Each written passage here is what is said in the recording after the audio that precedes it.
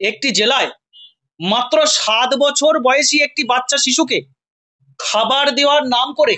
बेहद दर्दनाक खबर पटना से है, जहां पीएमसीएच में इलाज के दौरान मुजफ्फरपुर की रेप पीड़िता नाबालिग लड़की की मौत हो गई। उसका 5 दिनों तक मुजफ्फरपुर के एसकेएमसीएच में इलाज किया गया। पीड़ित को कल इलाज के लिए पटना के पीएमसीएच लाया गया था, जहां एम्बुलेंस में करीब 8 घंटे के इंतजार के बाद उसे बेड मुहैया कराया गया था। नाबालिग लड़की के साथ रेप की वारदात को अंजाम दिया गया।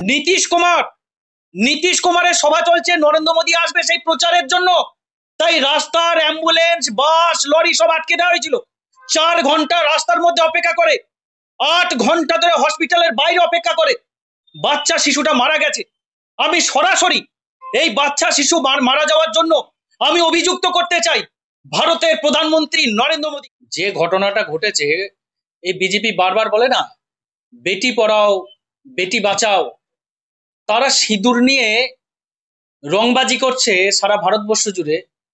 মোদী মনে হয় পাকিস্তানের সাথে যুদ্ধ করতে গিয়েছিল 56 ইঞ্চি ছাতি নিয়ে, দিয়ে 16 ইঞ্চি করে বাড়ি চলে এসছে। এখন সেই মোদীর চেলা চামুন্ড গুলো বাড়িতে বাড়িতে সিঁদুর বিলি করছে।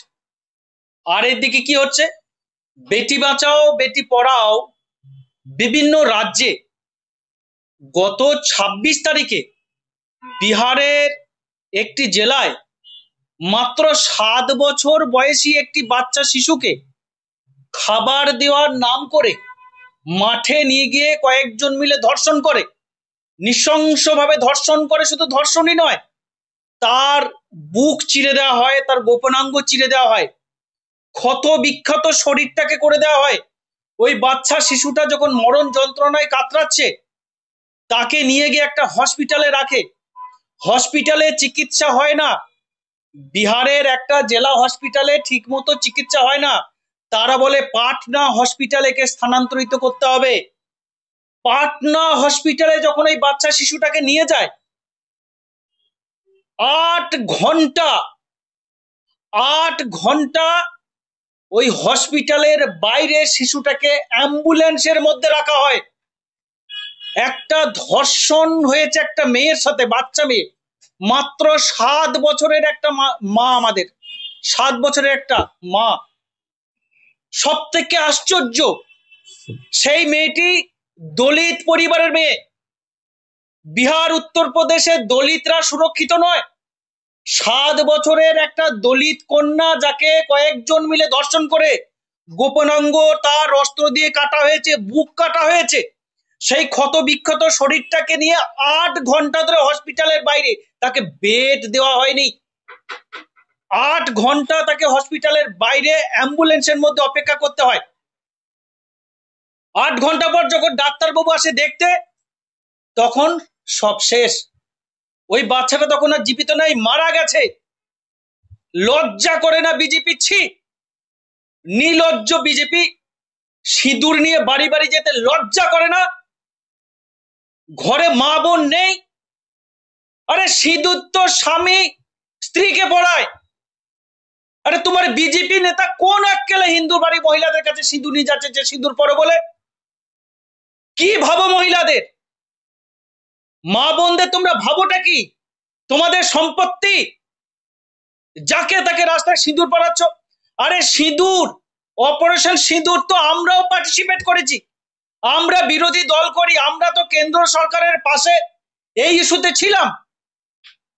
তাহলে আজকে শুধু সিঁদুর নিয়ে তোমরা কেন রাজনীতি করছো? বিজেপি শাসিত ডবল ইঞ্জিন সরকারের রাজ্য শুনলে অবাক হয়ে যাবেন। যেখানে ঘটনাটা ঘটেছে সেইখানে মাননীয় প্রধানমন্ত্রীর র্যালি, মানে সেখানে ওটা কি আগে যে কর্মসূচি হয় তার আগে থেকে প্রচার সভা হচ্ছিল, প্রচার সভা, এবং সেই সভার প্রধান বক্তা ছিল নরেন্দ্র মোদীর জোট সঙ্গী বন্ধু নীতিশ কুমার। নীতিশ কুমারের সভা চলছে, নরেন্দ্র মোদী আসবে সেই প্রচারের জন্য, তাই রাস্তার অ্যাম্বুলেন্স, বাস, লরি সব আটকে দেওয়া হয়েছিল। 4 ঘন্টা রাস্তার মধ্যে অপেক্ষা করে, 8 ঘন্টা ধরে হসপিটালের বাইরে অপেক্ষা করে বাচ্চা শিশুটা মারা গেছে। আমি সরাসরি এই বাচ্চা শিশু মারা যাওয়ার জন্য আমি অভিযুক্ত করতে চাই ভারতের প্রধানমন্ত্রী নরেন্দ্র মোদীকে। কারণ নরেন্দ্র মোদীর প্রচারে সভা চলছিল, তাই অ্যাম্বুলেন্স আটকানো হয়েছিল। তাই অ্যাম্বুলেন্সটা হসপিটালে পৌঁছায়নি এবং হসপিটালের যিনি ডাক্তার বাবুরা রয়েছে, সুপার রয়েছে, নীতিশ কুমার সাহেব সেখানে বক্তব্য রাখছেন। প্রত্যেককে দোষী করতে চাই, প্রত্যেকের বিরুদ্ধে তদন্ত করে ব্যবস্থা নেবে মোদী সরকার। বাংলায় যখন আরজি করের ওই বোনটার সাথে এরকম ধর্ষণ ঘটেছিল, কত নোংরা রাজনীতি তোমরা করেছো। আরে বাংলার পুলিশ তো সবার আগে গ্রেপ্তার করেছে, আপনাদের সিবিআই মুখপাত্র সিবিআই সেই একই ব্যক্তিকে দোষী সাব্যস্ত করেছে। আজকে বিহারের ক্ষেত্রে কি হবে? যারা ধর্ষণ হয়েছে এখনো গ্রেপ্তার হয়নি। কেন গ্রেপ্তার হয়নি? কারা ধর্ষণ করলো? দলিত বলে, নিচু জাত বলে। যারা ধর্ষণ করেছে, যারা যুক্ত, নীতিশ কুমারের বিরুদ্ধে, নরেন্দ্র মোদীর বিরুদ্ধে কঠিন শাস্তির দাবি করছি। বাংলায় বুদ্ধিজীবীদের কাছে অনুরোধ করছি, জোরাত করে মোমবাতি মিছিল হোক। সমস্ত দলিত আদিবাসী সংগঠনের কাছে জোরাত করে আমার নিবেদন, রাস্তায় নামুক, সবাই নামুন রাস্তায়, হোক প্রতিবাদ। একটা দলিত ঘরের মেয়ে, একটা বাচ্চা শিশু কয়েকজন মিলে ধর্ষণ করে, আপনার ঘরে মেয়ে আছে, আমার ঘরেও মেয়ে আছে, প্রত্যেকের ঘরে মা বোন আছে। এরা কোন পার্টি? এ ধর্ষক পার্টি হয়ে গেল লাস্টে। ধর্ষণ করতে পারলে তাকে ফুলের মালা পরিয়ে জেলের বাইরে সম্বোধন করবে। ধর্ষণ করতে পারলে তারা কয়েকদিন আগে একটা বিজেপির আর এক মহাপুরুষ, কাপুরুষ মহাপুরুষ, সে তো রাস্তার মধ্যে ওপেন সেক্স করছে, তারা বাইপাসকেও ছাড়ছে না, শালা ওই হোটেল বানিয়ে দিচ্ছে বাইপাসটাকে। এই ধরনের মানসিকতা, এগুলো কি হচ্ছে সমাজে? এই নির্লজ্জ বেহায়া পার্টি, তাদের নেতা নেত্রীগুলো লজ্জা করে না বাংলায় বড় বড় কথা বলতে? এখানে বাংলায় যদি নরেন্দ্র মোদী, অমিত শাহ আসে, আমি বাংলার আদিবাসী সমাজকে, বাংলার নমশূদ্র সমাজকে, মতুয়া সমাজকে, পিছিয়ে পড়া জাতি ওবিসি সমাজকে বলবো, এদের কাছে জবাব চান। Go back Narendra Modi poster লিখুন, go back Amit Shah poster লিখুন। আর বিহারের নীতিশ যদি আসে, তার বিরুদ্ধে যা ব্যবস্থা নেওয়ার এই বাংলার মা বোনরা নেবে। তার প্রচার আগে নোংরামো করার জায়গা পায়নি। 7 বছরের একটা শিশুর সাথে ধর্ষণ হয়েছে, সেই শিশুটা হসপিটালে যাওয়ার জন্য অ্যাম্বুলেন্সে কাতরাচ্ছে, আর তুমি সেখানে মিটিং করছো। মিটিং হচ্ছে এগুলো।